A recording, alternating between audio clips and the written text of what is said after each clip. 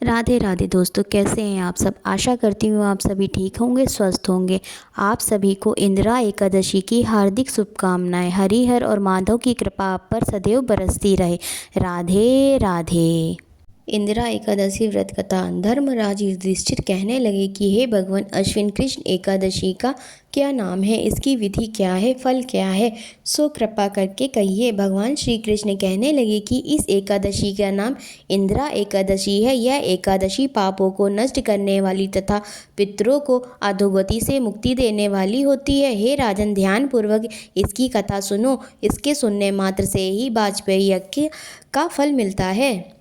सतयुग में इंद्रसेन नामक एक राजकुमार थे जो महिष्मतिपुरी के राजा होकर धर्मपूर्वक प्रजा का पालन करते थे। उनका यश चारों ओर फैला हुआ था। राजा इंद्रसेन भगवान विष्णु की भक्ति में तत्पर हो गोविंद के मोक्षदायक नामों का जप करते हुए अपना समय व्यतीत करते थे और विधि पूर्वक अध्यात्म तत्व के चिंतन में लगे रहते थे।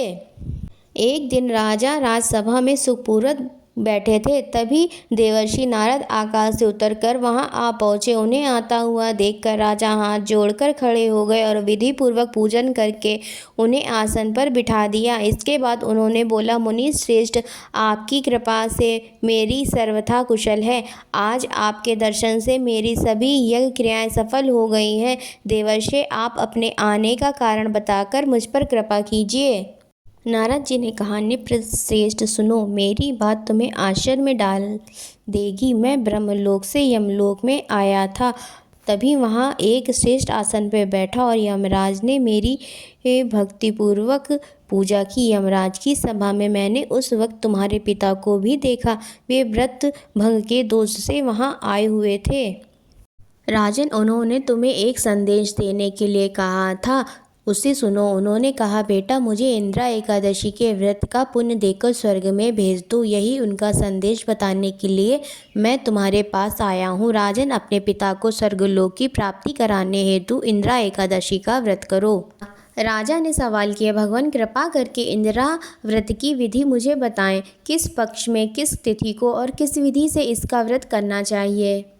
नारद जी ने कहा, राजेन, सुनो, मैं तुम्हें इस व्रत की शुभ कारक विधि बताता हूँ। अश्विन माह के कृष्ण पक्ष में 10वीं तिथि के उत्तम दिन पर श्रद्धा युक्त मन से प्रातः काल स्नान करें, फिर मध्याह्न काल में खान करके एकाग्रचित हो एक समय भोजन ग्रहण करें तथा रात्रि के समय भूमि पर शयन करें।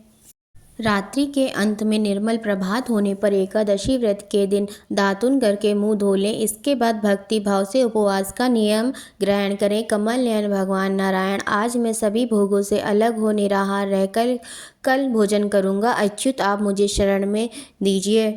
इस प्रकार नियम करके मध्याह्न काल में पितरों की प्रसन्नता के लिए सालिग्राम शिला के सामने विधि पूर्वक श्राद्ध करें और दक्षिणा से ब्राह्मणों का सत्कार करके उन्हें भोजन कराना चाहिए। पितरों को दिए हुए अन्नमय पिंड को सूंघकर विद्वान पुरुष गाय को खिला दें।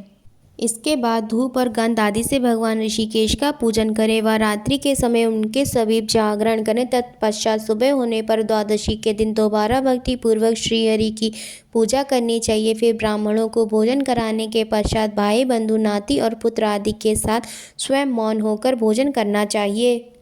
राजन, इस विधि से आलस रहित होकर तुम इंदिरा एकादशी का व्रत करो। ऐसा करने से तुम्हारे पितर भगवान विष्णु के वैकुंठ धाम में चले जाएंगे। भगवान श्री कृष्ण कहते हैं, राजन, राजा इंद्रसेन से इस बात को कहकर देवर्षि नारद अंतर्ध्यान हो गए। राजा ने उनके द्वारा बताई हुई विधि से अंतरपुर की रानियों, पुत्रों और भृत्यों सहित उस उत्तम व्रत का अनुष्ठान किया। कुंती नंदन, व्रत पूरा होने पर आकाश से फूलों की वर्षा होनी शुरू हो गई। इंद्रसेन के पिता गरुड़ पर आरूढ़ होकर श्री विष्णु धाम की ओर चले गए और राजर्षि इंद्रसेन भी अकंटक राज्य का उपभोग करके अपने पुत्र को राज्य सौंपकर स्वयं स्वर्गलोक चले गए। इस प्रकार मैंने तुम्हारे सामने इंदिरा व्रत के महात्म्य का वर्णन किया है। इसे पढ़ने और सुनने से मनुष्य सब पापों से मुक्ति पा लेता है। ओम नमो नारायण। ओम नमो भगवते वासुदेवाय। आशा करती हूँ आप सभी को यह वीडियो अवश्य पसंद आई होगी। अगर आपको यह वीडियो पसंद आई हो तो प्लीज़ इसे लाइक करें, इस वीडियो को अपने दोस्तों के साथ शेयर करें और हमारे इस चैनल को सब्सक्राइब अवश्य करें। राधे राधे।